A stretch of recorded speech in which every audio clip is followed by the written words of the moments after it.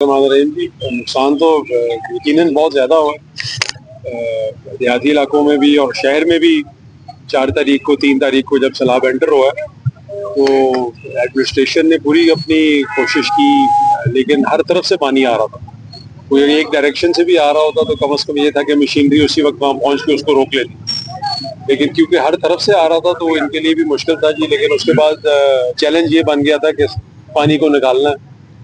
अल्हम्दुलिल्लाह आज आप देखें तकरीबन काफ़ी हद तक जो है वो पानी निकल चुका हुआ है, और ना सिर्फ पानी निकला है बल्कि उसके बाद जो गंदगी होती है उसकी भी सारी सफाई हुई भी। आपने ये खुद आज तज्जिया किया होना है कि एक तो पानी भी का लेवल डाउन आया है, कुछ जगहों से पानी निकला है और साथ साथ उसकी सफाई भी हो रही है। मैं लोगों को भी कहूँगा कि जी वो भी ताउन करें इंतज़ामिया का, और उनके साथ ताउन करें। और ये जो हर जगह मैं देख रहा हूँ नाले जो है उनके साथ कूड़ों का ढेर लगा हुआ है, तो उसके लिए भी काइंडली जो है ना वो आप ताउन करें। जो गुजरगाह है पानी की उसके रास्ते में भी इंक्रोचमेंट्स हुई हुई है, तो ये ज़रूर आपको सोचना चाहिए कि आप सिर्फ अपने एक इंफरादी फ़ायदे के लिए एक पूरे मोहल्ले का नुकसान कर रहे हैं, उस पूरे इलाके का नुकसान कर रहे हैं।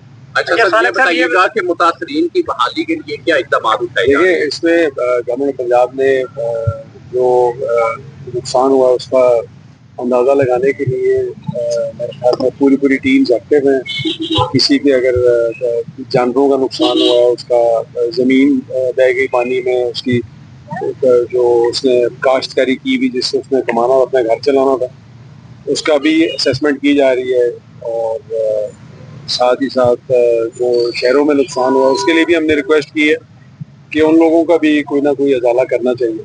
लोग उम्मीद रखते हैं, शहर के लोग जो मुतासरीन हैं उनके सारा बिजनेस उम्मीद पे तो दुनिया कायम है, उम्मीद तो रखनी चाहिए, दुआ भी करें, साथ हम भी कोशिश पूरी करेंगे अपनी। जो आपके एक हल्के का लड़का है यंग सा, तो उसका भी वो करंट लगने से डेथ हुई है, उस पे आप हुकूमत पंजाब के लिए थोड़ा सा कुछ करें? जी बिल्कुल करवाएं, जी बिल्कुल हमने बिल्कुल कहा है और उसके लिए इंशाल्लाह होगा भी। नेक्स्ट सर ये बता दें कि नेक्स्ट असेंबली क्या बनाई गई है अगर इस तरह फिर दोबारा असल बात ये आपने जो अच्छी बात की है वो यही है कि आगे की हिकमत अमली क्या है। आज यहाँ आने का मकसद भी यही था। अभी हमारी बड़ी तफसीली मीटिंग हुई है कमिश्नर साहब और डीसी साहिबा के साथ, बहुत डिटेल में एक चीज़ हमने डिस्कस की है कि आगे का क्या लाएमल होगा इसमें। क्योंकि इस दफ़ा से काफ़ी हमारे जो डिपार्टमेंट्स हैं उन्होंने भी तजर्बा हासिल किया है कि पानी का फ्लो क्या है, किस भाव से आता है, ऊंचाई कहाँ पे है, नीची जो ज़मीन है वो कहाँ पे है। तो वो सब को मद्देनज़र रखते हुए एक जापानीज़ कंपनी ने भी यहाँ सर्वे किया था और एक पूरी फिजिबिलिटी बना के दी थी 2004-05। उसके बाद वर्ल्ड बैंक ने भी बनाई। उसके बाद हमारे अपने जो ऑफिसर्स हैं वो खुद भी बहुत कॉम्पिटेंट हैं, उन्होंने भी अपना इनपुट दिया उसमें। तो इस सब के साथ मिलजुल के हमने बहुत आज तफसीली इस पे गुफ्तगू की है कि इंशाल्लाह ताला एक ऐसी चीज़ होगी जो हमारी आने वाली नस्लें जो हैं उनको भी कभी मसला नहीं होगा। सीएम साहब एक सवाल है, सीएम साहब गुजरात आई थी, उन्हें बताया कि गुजरात 20% डूबा हुआ है, जबकि उस वक्त गुजरात 90% डूबा हुआ था। जेल चौक की 6 मोटरें बंद पड़ी थी, आप वकील साहब खुद देखने गए थे, 6 तारीख तक जो है ना मोटरें बंद थी। तो जो जुम्मेदार है उनको सजा मिलेगी, उनके खिलाफ कार्रवाई होगी। उनके कहने का मतलब है कि अगर डिस्पोजल पर वक्त उस वक्त चलती तो जारी बात है डूबने की बजाय शहर में जरा बेहतरी। देखिए उसमें ना जी 20-20 साल पुरानी मोटर है, 25-25 साल पुरानी मोटर है। अभी हमारी यही डिस्कशन हो रही थी कि कम से कम हमें फंड्स दें, नई मोटरें हम लें। अब आशा भी आ गया यहाँ पे। देखिए ना कुछ चीज़ें पॉजिटिव भी हैं। प्लीज़ मैं आपसे दरख्वास्त करूँगा, ये ऐसा एक जब आफत आए तो इंसान भाग दौड़ तो बहुत करता है, लेकिन हर चीज़ परफेक्ट तो नहीं हो सकती। लेकिन हमने कोशिश बहुत की कि किसी तरह से कम नुकसान हो, शहर को बचा लिया जाए। फिर जब असेस किया कि क्या वजूहात हुई तो उसमें कुछ ये चीज़ें भी थी कि जो इंसान के अपने बस में नहीं। अब जिस तरह अगर मोटर ख़राब हुई हुई है तो उस टाइम आप क्या कर सकते हैं, 25 साल पुरानी मोटर है। तो अब हमने यही फैसला किया है कि नया इक्विपमेंट हमें मिले, नए फंड्स मिले ताकि दोबारा ऐसा ना हो। आपने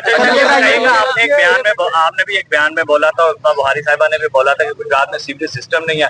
दूसरा आपका बयान था कि 40 साल से इक़्तिदार में रहे हैं, वो खाते रहे। वो कौन लोग थे जो खाते रहे हैं और कौन लोग थे जिन्होंने सीवरेज के नाम से पैसा खाया? आपको भी पता है, मतलब ऑब्वियसली जिनको जो इक़्तिदार में रहे या यहाँ से इलेक्ट होते रहे, इसमें सभी कहूँगा मैं, जितने भी लोग हैं, इसमें कोई ये नहीं कि मैं किसी एक की तरफ इशारा कर रहा हूँ।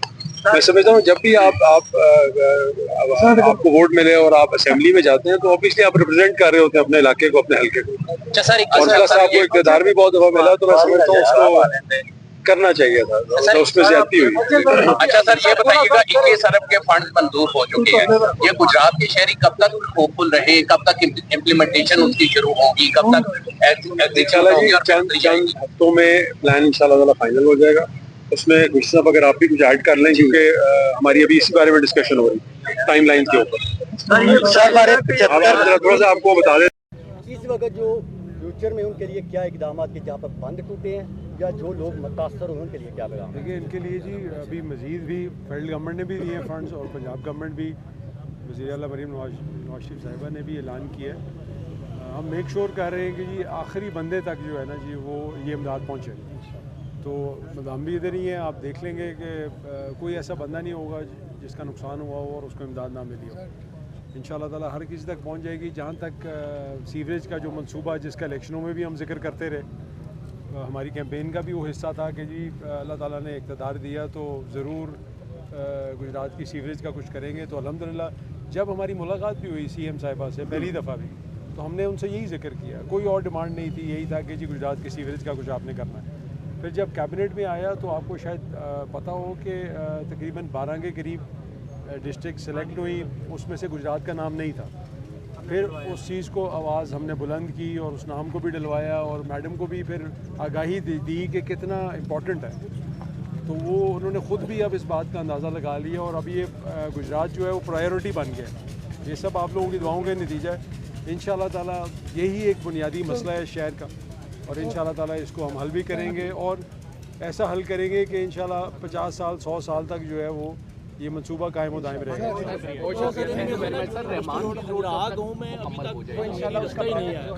ये 2-3 चीज़ें एंड में आपसे पूछता हूँ साइड में जाकर।